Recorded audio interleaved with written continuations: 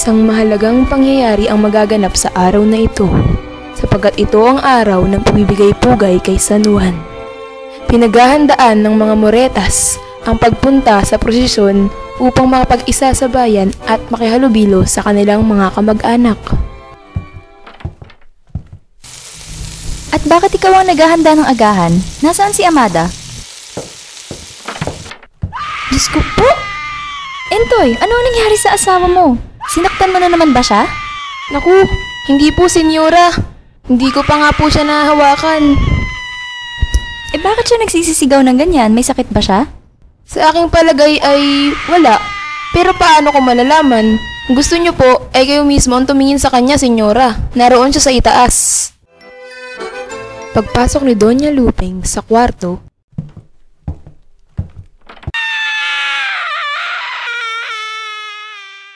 ano ito, Amada? Bakit nasa kama ka pa? Tumayo ka na riyan, mahiya ka naman. Entoy, nagpunta ba siya sa Tadtarin? oho, kagabi. Pero hindi ko siya pinayagan pumunta roon at pinagsabihan kitang huwag siyang papuntahin. Wala ho akong magawa. Hindi ba't sinasaktan mo siya? Ngunit ngayon, hindi ko na isasaktan siya.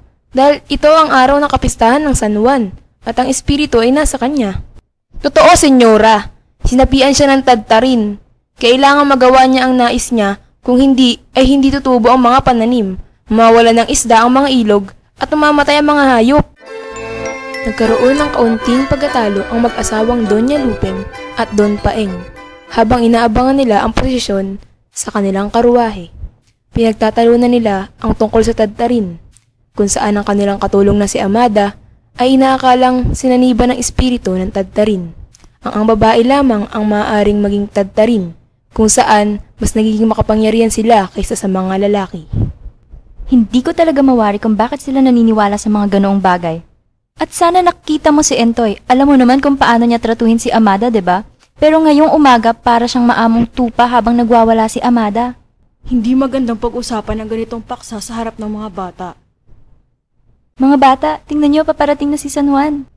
Nagkakagulo sa kalsada kung saan dahan-dahang dinadaan ang estatwa ni San Juan. Makisig, makapangyarihan, hari ng kasaganaan. Si Doña Lupeng sa kabilang dako ay unti-unting nayayamot sa pagpaparada ng kalalakihan ni San Juan. Tignan mo, Lupeng. Nakadaan na sila. Tatayo ka na lang ba dyan hanggang mamaya? Hindi umimik si Doña Lupeng dahil sa pagkagulat. Nakaramdam siya ng hiya dahil sa mga pumapasok sa isip niyang mga bagay-bagay. Nakita mo ba ang nakababata nating pinsan? Kumaway siya sa iyo. Oh? Naroon siya sa mga nakakumpol na mga tao?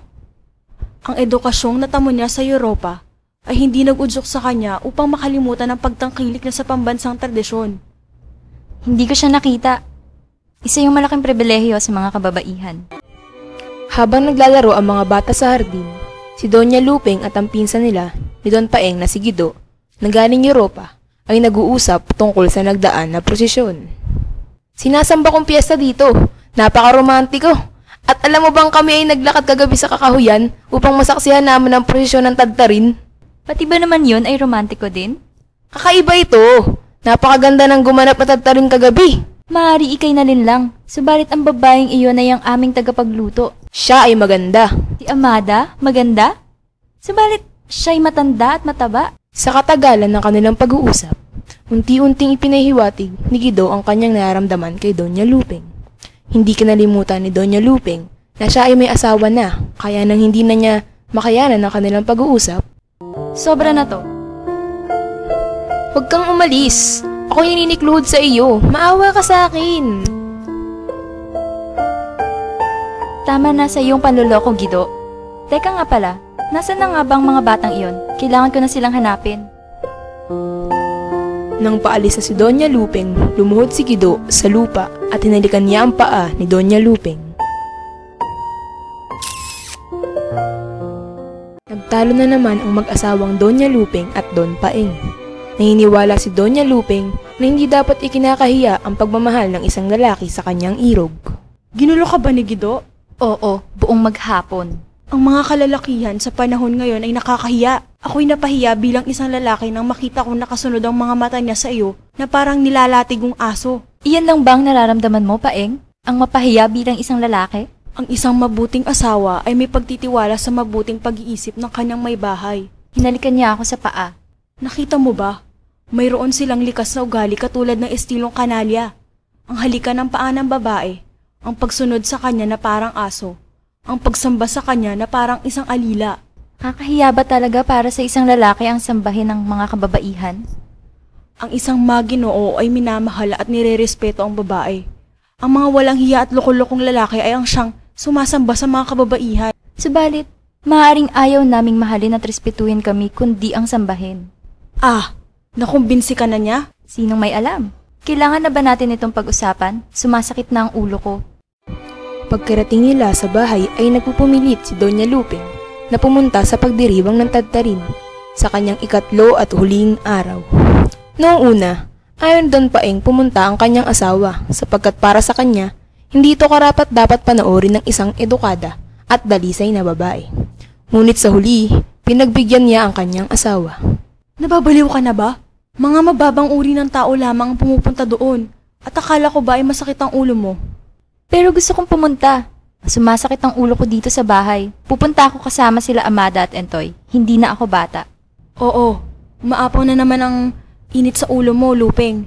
At dahil gustong-gusto mo, sige, pupunta na tayo. Halika na, ipahanda mo ang karwahe. Ang kulto ng Tadtarin ay pinagdiriwang ng 3 araw. Ang unang araw ay isang batang babae ang mamumuno sa posisyon. Sa ikalawang araw, isang binibini. At sa huling araw, isang matandang babae ang mamumuno kung saan siya ay mamamatay at nabubuhay muli. Nagsisimula na ang mga ritual. Nagsasayawan, nagtatawanan at nagsisigawan ang mga kababaihan. Dahan-dahang pumasok ang matandang babae na may hawak na setro. Kumidlat, nagsisigawan ang mga nanonood at mga kasama sa sayawan. Mamamatay na ang matandang babae. Dahan-dahan siyang lumuhod at inihiga siya sa isang kamilya. Tinakpan ang kanyang mga mata. Nagiiyakan ang mga kababaihan. Unti-unting umakyat ang buwan sa mga ulap at ang Tadtarin ay muling bumangon sa kanyang kinahihigaan. Sayawan muli, tawanan at ang mga kababaihan ay tumungo sa loob ng simbahan. Nais na ni Don Paeng umuwi. Subalit nangihilahin na siya ni Doña Luping papunta sa kanilang karwahe. Biglang tumalilis ang kanyang asawa at nakisama sa mga kababaihan tungo sa simbahan. Sinundan siya ni Don Paeng at sa kasamaang palad, siya ay pinag-initan ng mga babae at itinapon palabas ng simbahan. Galit at sugatan si Don Paeng nang umuwi sila sa kanilang bahay. Nais niya saktan ng kanyang asawa upang ipakita ang pangingibabaw ng kalalakihan sa kababaihan. Ngunit hindi niya ito kayang gawin. Anong gagawin mo, Rafael? Sasaktan kita dahil napakalaswa ng pagkilos mo ngayong gabi. Kung ano ang pagkilos ko ngayong gabi ay kung ano ako. Tinawag mo akong malaswa? Kung gano'n ay lagi ako magiging isang malaswang babae at ang pananakit mo ay hindi magpapabago sa akin. Kahit pasaktan mo ako hanggang sa mamatay ako. Gusto kong mawala ng kabaluang nangyayari sa iyo. Hindi. Gusto mo lang akong magbayad sa mga sugat na nakuha mo. Dahil ito'y totoo. Sinaktan ka ng mga kababaihan at ngayon ay tingin mo makakapagiganti ka sa pamamagitan ng pananakit sa akin. Kung ganyan ang tingin mo sa Ang akin, tingin mo sa akin ay isang malaswang babae. aba, paano ko malalaman kung anong iisipin ko sa iyo? Sigurado ako na kilala kita katulad ng pagkakakilala ko sa sarili ko. Subalit ngayon, parang napakalayo mo at para kang kakaiba katulad ng isang babaeng Turko na taga-Afrika. Pero maglalakas loob ka pa ring saktan ako. Dahil mahal kita, dahil nire-respeto kita. At dahil kapag tinigil mo ang pagrespeto mo sa akin ay matitigil din ang pagrespeto mo sa sarili mo?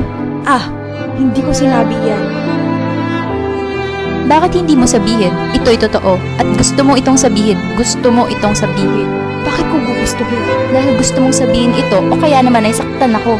Hindi kita kayang saktan. Pwes, sabihin mo. Sabihin mo, bakit mo pinapahirapan ng pinapahirapan kung sa huli naman ay bibigay ka din? Hindi pa ba sapat na ginawa mo kung walang kalaban-laban? Hindi pa ba sapat na nararamdaman ko ang gusto mong dapat kong maramdaman?